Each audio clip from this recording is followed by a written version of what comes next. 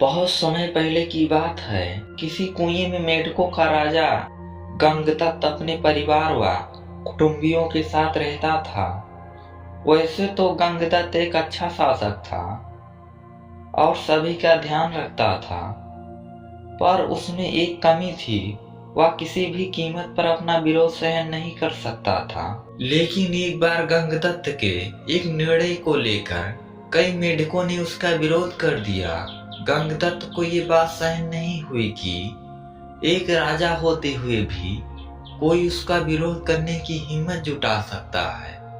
वह उन्हें सजा देने की सोचने लगा, लेकिन उसे भय था कि कहीं ऐसा करने पर जनता उसका विरोध न कर दे और उसे अपने राजपाट से हाथ धोना पड़ जाए। फिर एक दिन उसने कुछ सोचा और रात के अंधेरे में चुपचाप कुएं से बाहर निकल आया। बिना समय गंवाए वह फौरन प्रियदर्शन नामक एक सर्प के बिल के पास पहुंचा और उसे पुकारने लगा। एक मेढक को इस तरह पुकारता सुनकर प्रियदर्शन को बहुत आश्चर्य हुआ। वह बाहर निकला और बोला, कौन हो तुम? क्या तुम्हें इस बात का भय नहीं कि मैं तुम्हें खा सकता हूँ? गंगदत्त बोला, हे सर्पराज, मैं मेढकों का राजा गंगदत्त हूँ और मैं यहाँ आपसे मैत्री करने के लिए आया हूँ। यह कैसे हो सकता है? क्या दो स्वाभाविक शत्रु आपस में मित्रता कर सकते हैं? प्रियदर्शन ने आश्चर्य से पूछा। गंगदत्त बोला, आप ठीक कहते हैं, आप हमारे स्वाभाविक शत्रु हैं, लेकिन मैं अपने ही लोगों द्वारा अपमानित होकर आपकी शरण में आया हूँ। और शास्त्रों में कहा भी तो गया है, सर्वनाश की स्थिति में अथवा अपने प्राण की रक्षा हेतु शत्रु की अधीनता स्वीकार करने में ही समझदारी है। कृपया मुझे अपनी शरण में लें, मेरे दुश्मनों को मारकर मेरी मदद करें। प्रियदर्शन अब बूढ़ा हो चुका था। उसने मन ही मन सोचा कि यदि इस मेढक की वजह से मेरा पेट भर जाए तो इसमें बुराई ही क्या है। वह बोला, बताओ मैं तुम्हारी मदद कैसे कर सकता हूँ? सर्प को मदद के लिए तैयार होता देख गंगदत्त प्रसन्न हो गया और बोला, आपको मेरे साथ कुएं में चलना होगा और वहां मैं जिस मेढक को भी आपके पास लेकर आऊंगा उसे मारकर खाना होगा, और एक बार मेरे सारे दुश्मन खत्म हो जाएं तो आप वापस अपने बिल में आकर रहने लगिएगा। पर कुएं में रहूंगा कैसे? मैं तो अपने बिल में ही आराम से रह सकता हूँ। प्रियदर्शन ने चिंता व्यक्त की। उसकी चिंता आप छोड़ दीजिए, आप हमारे मेहमान हैं। मैं आपके रहने का पूरा प्रबंध पहले ही कराया हूँ, परंतु वहां जाने से पहले आपको एक वचन देना होगा। वह क्या? प्रियदर्शन बोला, वह यह कि आपको मेरे परिवार वालों और मेरे साथियों की रक्षा करनी होगी। गंगदत्त ने कहा। प्रियदर्शन बोला, निश्चिंत रहो, तुम मेरे मित्र बन चुकी हो, अतः तुमको मुझसे किसी भी प्रकार का भय नहीं होना चाहिए। मैं तुम्हारे कहे अनुसार ही मेढक को मार मार कर खाऊंगा। बदले की आग में जल रहा गंगदत्त प्रियदर्शन को लेकर कुएं में उतरने लगा।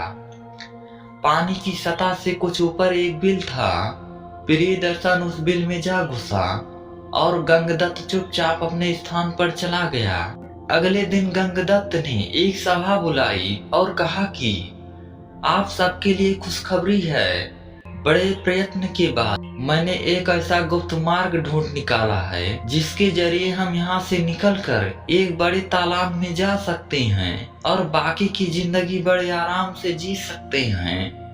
पर ध्यान रहे, मार्ग कठिन और अत्यधिक सकरा है, इसलिए मैं एक बार में बस एक ही मेढक को उससे लेकर जा सकता हूँ। अगले दिन गंगदत्त एक दुश्मन मेढक को अपने साथ लेकर आगे बढ़ा और योजना अनुसार सांप के बिल में ले गया।